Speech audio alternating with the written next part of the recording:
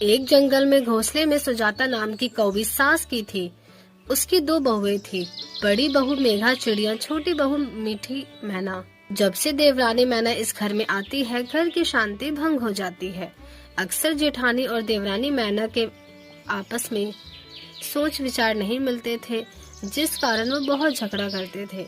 अगर आपको यकीन नहीं है तो चलिए, जहाँ सास आराम से टीवी देख रही है, अभी वो कहती है, सुजाता, अरे ओ बहुरिया, जरा मेरे लिए एक कप चाय बना दे। अरे कोई है क्या मेरी सुनने वाला? चाय बना दो मेरे लिए। बड़ी बहू क्या कर रही है, इधर आ।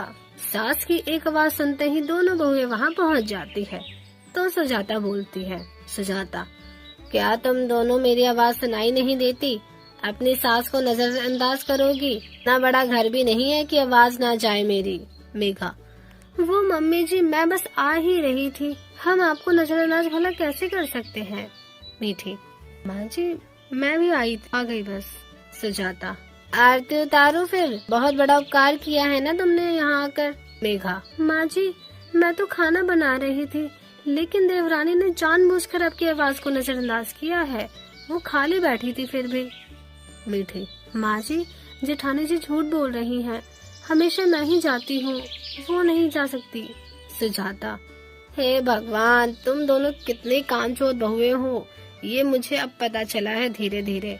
मेघा, माँ ऐसा कुछ भी नहीं है, आपकी बड़ी बहू हूँ मैंने आपको कभी भी शिकायत का मौका नहीं दिया, लेकिन अब देवरानी जी आ गई हैं, उनका भी तो कुछ फर्ज बनता है ना। मीठी, हाँ, आप मुझे ही कामचोर कहना चाहती हो ना, यही ना। सुजाता, अरे बस करो, बहुत हो गया, तुम दोनों का कुत्ते बिल्ली की तरह लड़ते रहते हो। अरे अब जाके चाय मांगी थी, चाय बना कर ला दो, वरना मैं खुद बना लूंगी।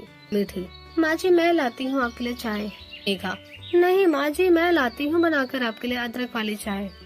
सुजाता, फिर लड़ना स्टार्ट हो गई।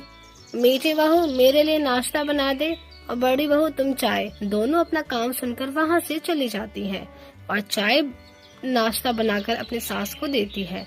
अगले शाम का खाना बनाने के लिए देवरानी जेठानी दोनों आपस में चिमटा बेलन लेकर बहुत लड़ झगड़ रही थी। तभी आवाज सुनकर सुजाता कौवी कहती है, सुजाता, तुम दोनों बिल्कुल ही सुधरने का नाम नहीं ले रही हो, क्यों झगड़ा कर रही हो। मेघा, अरे माँ जी मैंने से ये बोला कि मटर पनीर बना ले, लेकिन नहीं, देवरानी जी को शाही पनीर बनानी है। मीठी, माँ जी मेरे पति ने शाही पनीर खाने की बोला है, तो मैं वही बनाऊंगी ना। मेघा, अरे तो वो भी बना लेना, मटर पनीर जैसे ही है, ये बन जाएगा तो कौन सा आफत आ जाएगी। मीठी, हाँ तो शाही पनीर जैसा है तो मटर पनीर आपको बनाने में क्या आफत आ रही है, यही बनाने दो मुझे। सुजाता, कम बखत बहुए नास पीटी, अरे ये भी कोई बहस करने की बात है क्या? कोई सब्जी भी बना लो, मैं जो बोलूँगी अब वही बनेगा, चुपचाप करेले की सब्जी बनाओ, अब से खाना मैं डिसाइड करूँगी। तुम्हें जो भी अपने पतियों को खिलाना है वो सिर्फ रविवार को खिलाना। मेघा, जी माँ जी। सुजाता, और रसोई में तुम दोनों एक साथ नहीं होगी, एक रसोई संभालोगी तो एक घर की साफ सफाई करोगी, समझी। मीठी, जी माँ जी। इस तरह से देवरानी जेठानी का काम बढ़ जाता है।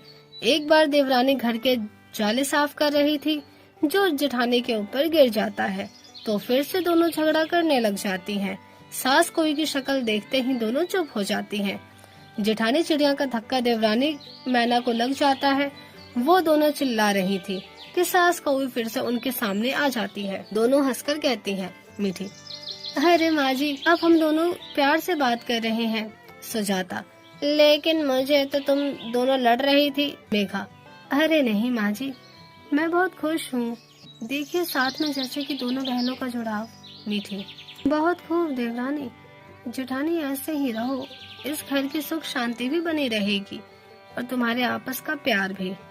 तभी सास के जाने के बाद दोनों की आंखों में आंसू आ जाता है और वो कहती है, मेघा, मीठी मुझे माफ कर दो, तू मेरे से छोटी है, तू मेरी छोटी बहन की तरह है और मैं तुझे समझ नहीं पाई, मुझे डांटती थी, मुझे माफ कर दे। मीठी, दीदी मुझे भी बहुत बड़ी गलती हो गई, जो मैं आपसे लड़ा करती थी। मुझे भी आपकी बात का पालन करना चाहिए। मैं आपसे छोटी हूँ, मुझे माफ़ कर दीजिए। अब से हम दोनों मिलकर रहेंगे और माँ जी को भी कोई शिकायत का मौका नहीं देंगे। इस तरह से चिड़िया जेठानी और मैना देवरानी दोनों प्यार से खुशी खुशी रहने लगते हैं।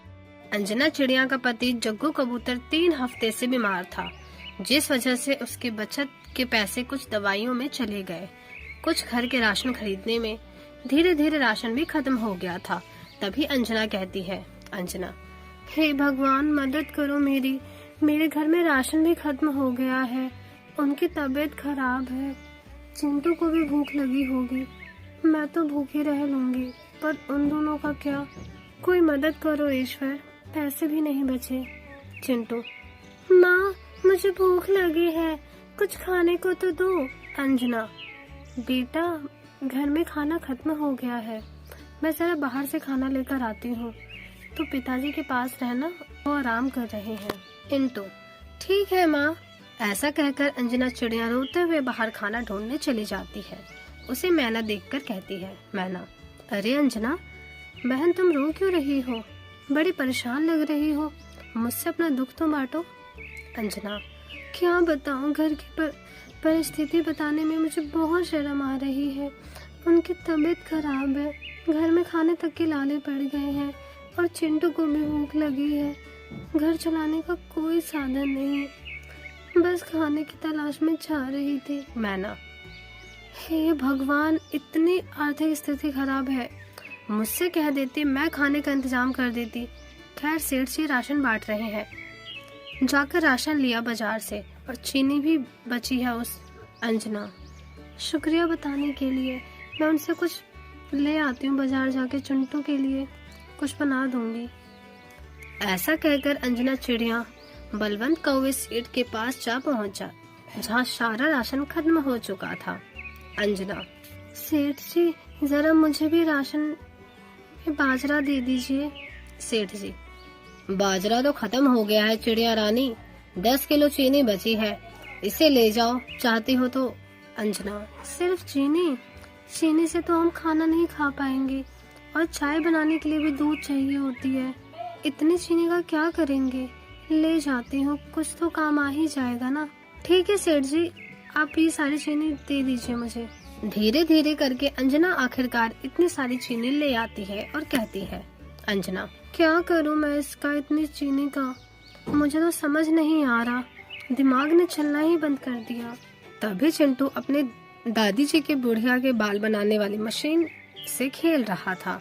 देखकर अंजना कहती है, अंजना, अरे चिंटू बेटा, तुझे ये मशीन कहाँ से मिली? चिंटू, पापा ने मुझे निकाल कर दी थी। माँ, क्या होता है इससे? अंजना, अरे बेटा, तेरी दादी जी इस पर बुढ़िया के बाल बनाकर बेचती थी। चिंटू, अरे माँ, मुझे भी बनाकर बताओ ना। अंजना, अरे बेटा, इसमें तो बहुत सारी चीनी लगती है, मैं कहाँ से चीनी तो बहुत सारी है मेरे पास, लगता है भगवान जी ने इसलिए मुझे इतनी सारी चीनी दी है। अब इससे मैं बुढ़िया के बाल बनाकर बेचूंगी। ऐसा कहकर वो मशीन को साफ करके उसमें चीनी डालती है, और जैसे ही उस मशीन को चालू करती है तो एक एक करके बहुत सारे बुढ़िया के बाल बनकर निकल जाते हैं और अपने बेटे को देती है। अंजना, ले बेटा खाकर बता। चिंटू, अरे माँ, ये तो बुढ़िया के बाल हैं, ये तो मेरा बहुत दिनों से खाने का मन था, जो आपने मुझे बनाकर दी, ये तो बहुत टेस्टी है, एक और बना दो ना। अंजना, हाँ ले बेटा। अच्छा तो अपने पापा का ख्याल रखना, मैं बुढ़िया के बाल बेच के आती हूँ। इस तरह से अंजना चिड़िया बुढ़िया के बाल बनाने वाली मशीन ले जाती है और ढेर सारे बनाकर बेचने लगती है, जिससे आसपास के सभी पक्षी उसके कॉटन कैंडी लेने आते हैं। अंजना, आइए आइए, कॉटन कैंडी ले लीजिए, बुढ़िया के बाल, जिसे खाते ही मुंह में घुस जाए, मीठा मीठा स्ट्रॉबेरी वाला, मैंगो वाला, रंग बिरंगे बुढ़िया के बाल वाला। कौवा, आंटी मुझे ना 2 दे दो। इस तरह से अंजना चिड़िया के बुढ़िया के बाल बहुत तेजी से बिक जाते हैं। धीरे धीरे उसके घर की सारी आर्थिक परेशानियां खत्म हो जाती हैं। उसका पति भी ठीक हो जाता है और बुढ़िया के बाल पर वो इसी तरह से बेचती थी।